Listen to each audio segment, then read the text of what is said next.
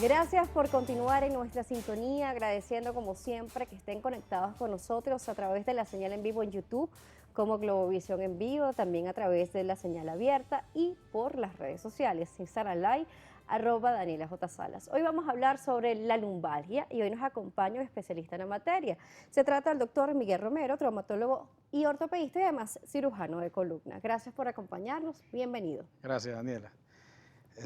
Doctor, vamos a hablar un poco sobre la lumbalgia. A veces decimos lumbalgia, dolor en la espalda baja, pero realmente, ¿cómo podemos saber que estamos en la presencia de una lumbalgia y no estamos en la presencia de otro tipo de dolencia o malestar? Por ejemplo, hay personas que tienen problemas con sus rodillas y están afectados hacia las caderas, o lo que nosotros le llamamos la cadera, particularmente, o incluso un cólico nefrítico podría estar relacionado. ¿Se podría diferenciar o tener algún punto en donde se puedan parecer? Claro, normalmente la lumbalgia es un dolor que se produce en la parte baja de la espalda y tiende a confundirse en muchos casos con lo que usted está diciendo, con dolores de origen de los riñones, ¿ok? Como cólico nefrítico y dolores en la cadera también. Entonces, ante la presencia de cualquier lumbalgia, siempre es importante acudir al médico, acudir al especialista en la materia, o sea, los cirujanos de columna vertebral, ya que podemos estar en presencia de otras enfermedades y tenemos que tener en cuenta que la lumbalgia es prácticamente un síntoma de que hay algún tipo de enfermedad.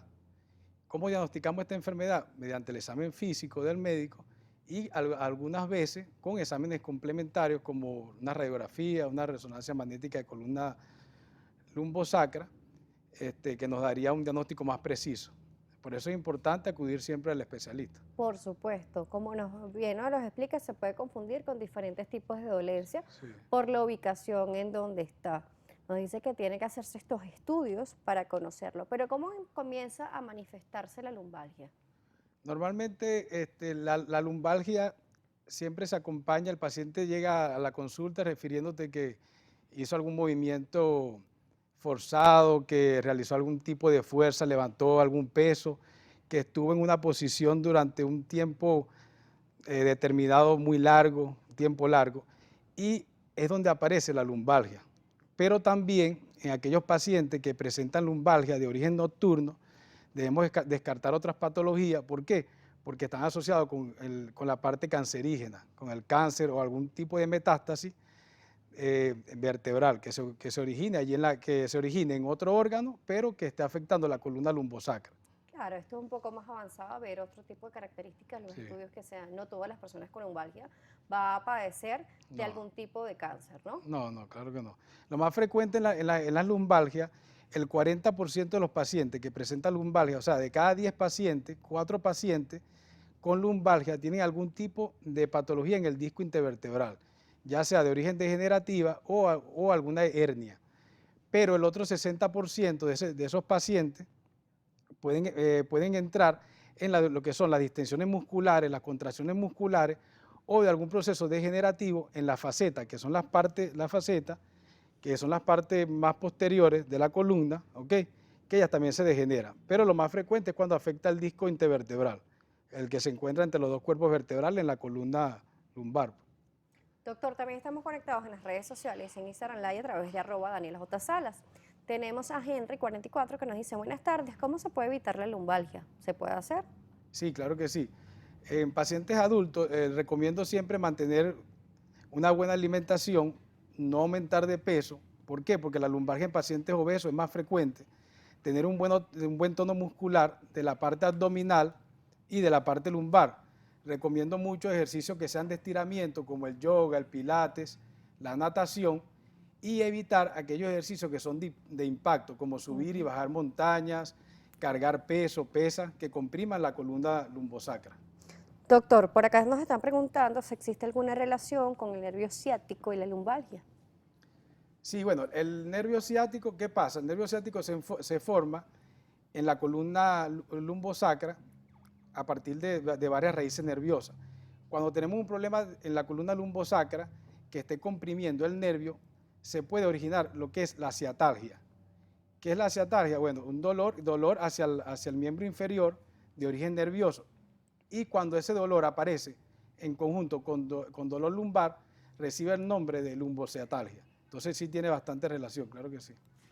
Doctor, por acá también nos escribe el usuario Ronaldo y nos dice lo siguiente: yo sufro de lumbalgia porque tengo una hernia discal en el disco L1S1, espero haberlo leído bien, desde los 32 años. ¿Qué me recomienda? Mira, lo más frecuente, bueno, el L1, no creo que sea el L1S1, el L5S1, que es el último Por eso disco. digo, espero haberlo leído Sí. bien. Este, bueno, lo que les recomiendo es lo que estaba diciendo anteriormente, mantener un buen peso, no aumentar de peso, siempre realizar ejercicios que sean de estiramiento, buena alimentación y cuidar siempre la postura, mantenerse siempre erguido, no levantar peso flexionando el tronco, sino flexionando la rodilla para así evitar mayor carga en su columna vertebral. Con respecto a la columna vertebral, además de evitar esos ejercicios de impacto, ¿cómo podríamos también evitar hacerle un daño mayor? A veces, cuando nos vamos a agachar a recoger algo, no lo hacemos en la posición adecuada. Prácticamente no nos enseñan desde pequeño cómo hacerlo. O sea, crecemos como que nos agachamos como lo logremos en el momento, pero esas agachadas y subidas podríamos afectar un poco nuestra columna vertebral. Claro, sí, normalmente lo peor que hay para la columna vertebral es, si está en la posición sentada, por ejemplo, hay un bebé y trata de levantarlo a un bebé desde la posición sentada, eso es lo peor para dañar tu columna vertebral. ¿Qué recomiendo? Siempre cuando se vaya a agachar, a levantar algún peso, flexionar siempre la rodilla, no flexionar el tronco, las caderas, no, la rodilla, y de esa forma evitas la carga en la columna. Por acá nos escribe también el usuario Antoleida, dice: buenas tardes, yo estoy presentando inflamación en la cervical.